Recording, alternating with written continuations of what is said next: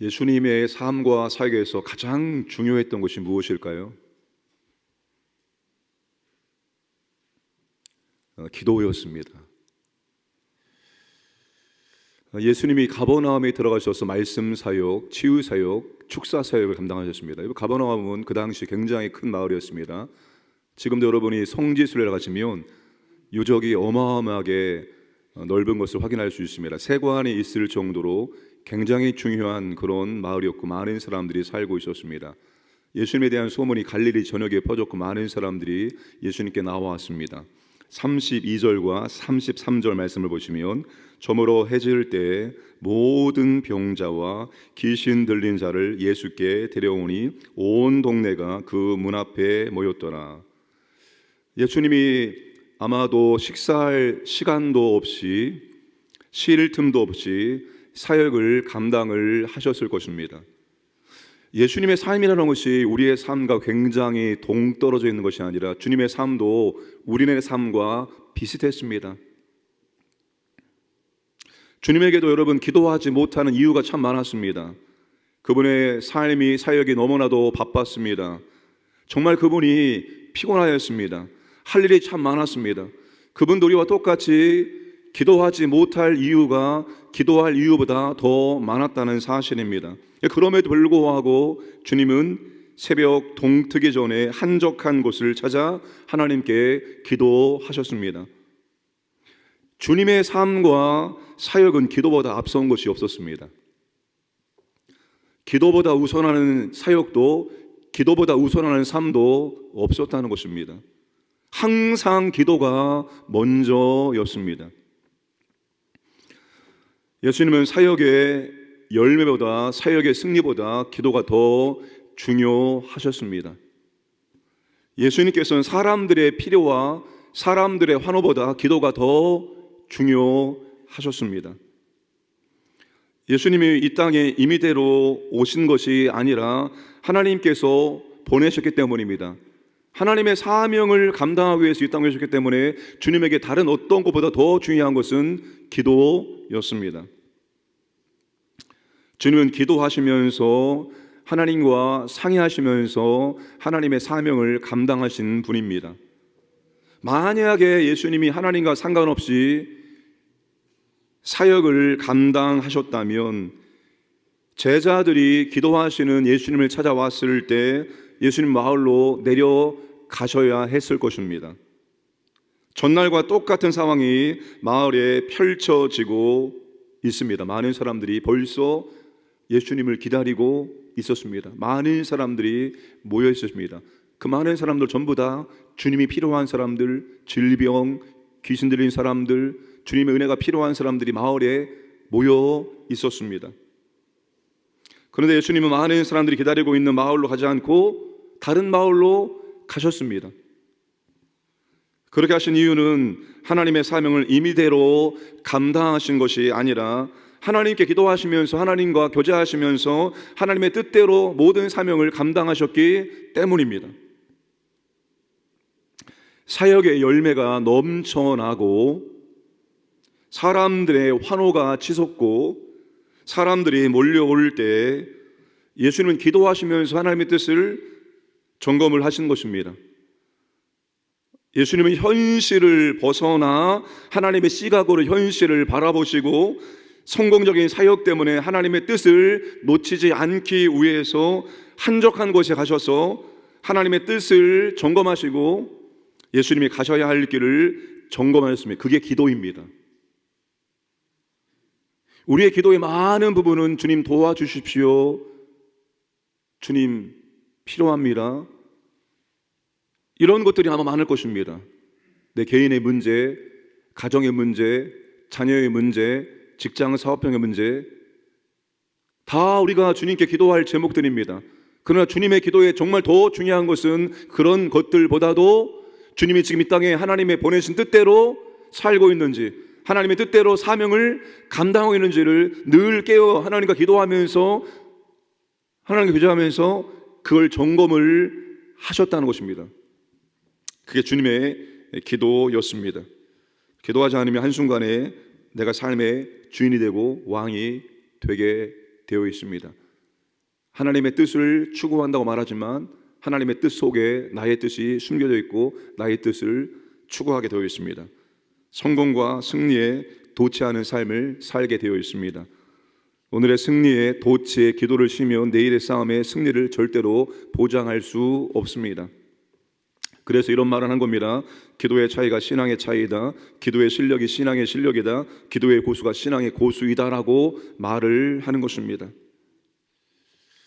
여러분, 기도라는 것은 처음부터 우리와 어울리지 않는 것입니다.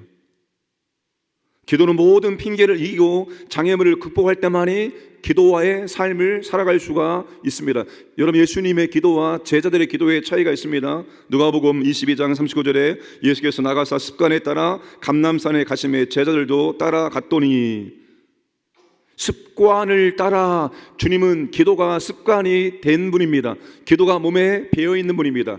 여러분, 기도가 습관이 되기 위해서는 한두 번 기도해서 되는 것이 아닙니다. 특별 새벽 기도를 했다고 해서 기도가 내 마음에 내 몸에 습관이 되는 것이 아닙니다. 수많은 반복 훈련을 통해서 기도가 습관이 될 수 있습니다. 그러니까 기도가 습관이 되기 위해서는 수많은 반복 훈련을 거쳐야 한다는 것입니다. 훈련 없이 거장이 될 수가 없습니다. 천부적인 재능을 타고나도 훈련과 연습 없으면 아무것도 아닙니다. 그런데 천부적인 재능을 가지고 태어나지 않아도 훈련하고 연습하면 어느 정도 레벨까지 올라갈 수 있습니다. 기도도 마찬가지입니다. 기도도 훈련을 받으시고 기도가 삶의 일부분이 될 때까지, 습관이 될 때까지 하셔야 한다는 것입니다. 바쁜 일상과 시끄러운 소음에서 벗어나서 조용히 하나님의 음성을 들을 수 있는 나만의 한적한 공간과 시간을 마련해야 합니다. 절대로 여러분, 우리가 기도보다 앞서는 삶을 살지 않아야 됩니다. 예수를 믿기 전에는 우리가 기도할 필요도 없었고 그냥 내가 살고 싶은 대로, 내가 하고 싶은 대로 하면서 살면 되는 것입니다. 그러나 예수를 믿은 이후에는 그렇게 살면 안 됩니다. 우리가 우리의 삶의 주인이 아니기 때문입니다. 우리는 우리가 하고 싶은 대로 살면 되는 것이 아니라 이제는 주님이 원하시는 삶을 살아가야 되기 때문입니다. 어떤 환경과 어떤 상황 속에서도 주님이 원하시는 게 뭐냐, 하나님의 뜻이 뭐냐, 이걸 물어야 되고 이걸 찾아야 되고 그 뜻에 맞는 삶을 살기 위해서는 반드시 기도가 필요하다는 것입니다. 내가 원하는 것만 구하는 기도가 아니라 하나님의 뜻을 묻고 하나님 뭘 원하시는지를 묻고 하나님의 음성을 듣고 하나님의 지도를 받고 오늘 하루를 살아가시기를 주님의 이름으로 축복합니다. 나병원 한 사람이 예수님께로 와서 그 앞에 무릎을 꿇고 간청합니다. 예수님의 권위를 인정하는 겸손하고 간절한 태도입니다. 원하시면 저를 깨끗하게 하실 수 있나이다 라고 고백합니다. 나병 환자는 긍휼이 풍성하신 예수님의 주의 능력을 확신했습니다. 지금 나병 환자가 보여주는 태도와 자세가 주님의 은혜와 능력을 경험할 수 있는 자세와 태도입니다. 41절에 예수께서 불쌍히 여기사 손을 내밀어 그에게 대시며 이르시되 내가 원하노니 깨끗함을 받으라 하시니, 나병 환자가 원하시면, 주님이 원하신다면 저를 깨끗하게 하실 수 있나이다 라고 말했을 때 주님이 내가 원하노니 깨끗함을 받으라 말씀을 하셨습니다. 우리의 원함과 주님의 원함이 일치할 때 능력과 기적이 나타나게 되어 있습니다. 근데 주님이 뭘 원하실까요? 여러분, 주님은 우리가 회복되기를 원하십니다. 주님은 우리가 치유되기를 원하십니다. 주님은 우리가 변화되기를 원하십니다. 주님은 우리가 해방되기를 원하십니다. 그러므로 여러분, 우리는 이러한 것들을 가지고 주님께 나가셔서 간구하시고 기도하셔야 됩니다. 우리는 끊임없이 변화되어지고 회복되어지고 치유되어야 합니다. 예수를 믿어서 주님을 영접함으로 우리가 하나님의 자녀로 태어납니다. 이게 지금 치유와 해방과 변화의 시작인 겁니다. 그 해방과 변화와 치유가 죽을 때까지 계속 이루어져야 됩니다. 여러분, 우리가 태어날 때 죄인으로 태어난다는 것은 전적 부패한 자로 태어난 겁니다. 전적 부패한 자로 태어나서 우리가 주님을 영접함으로 성령 하나님 우리 안에 들어오심으로 그때부터 이제 우리가 성화의 길을 걸어가는 겁니다. 그 성화는 죽을 때까지 이루어지는 겁니다. 우리는 죽을 때까지 변화와 치유와 해방과 이게 끊임없이 우리의 삶 가운데, 우리의 육체 가운데, 영혼 가운데, 인격 가운데 일어나야 한다는 사실입니다. 그러니까 여러분, 내가 무엇이 변화되어야 되는지, 내가 무엇이 치유가 되어야 되는지, 내가 무엇에서 해방되어야 되는지 끊임없이 자신을 바라보며 그걸 가지고 주님께 나가셔서 주님께 간구하셔야 된다는 사실입니다. 주님은 그것을 원하십니다. 그래서 주님께 십자가에서 돌아가셨기 때문입니다. 내가 너희들을 위해서 모든 것들을 다 이루어 놓았는데 너희들이 이것을 누리지 못하는 겁니다. 구하지 않기 때문에, 혹은 알지 못하기 때문에 구하지 않고 누리지 못하는 것을 주님은 안타까워하십니다. 그러므로 여러분, 끊임없이 변화되기를, 치유되기를, 회복되기를, 해방되기를 주님께 나가셔서 간구하시기를 주님의 이름으로 축복합니다.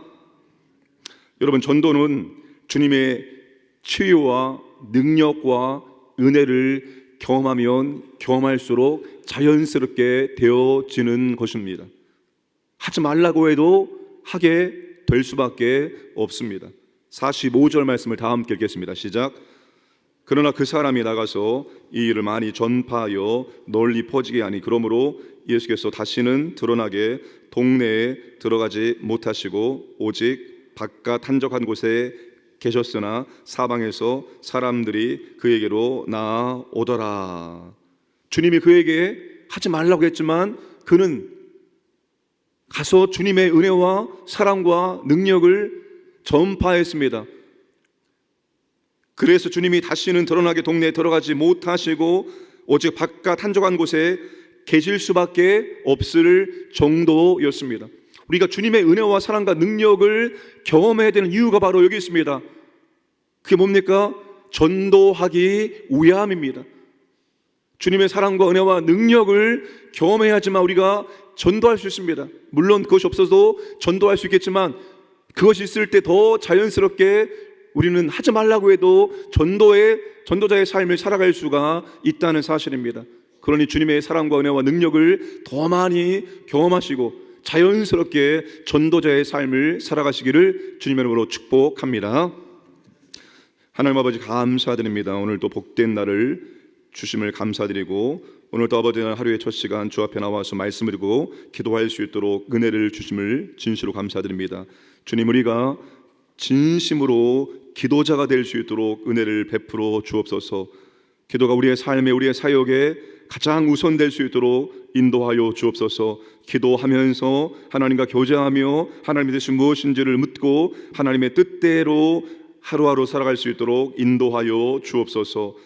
특별히 아버지 하나님, 우리에게도 원함이 있습니다. 그 원함이 주님의 원함과 일치되기를 원합니다. 주님, 우리가 회복되기를, 치유되기를, 변화되기를, 자유케 되기를 원하십니다. 그것을 위해서 기도하게 하시고 주님 우리에게 은혜를 주심으로 은혜를 경험하고 정말 주님의 은혜와 사랑을 전파하는, 증거하는 전도자의 삶을 살아갈 수 있도록 인도하여 주옵소서.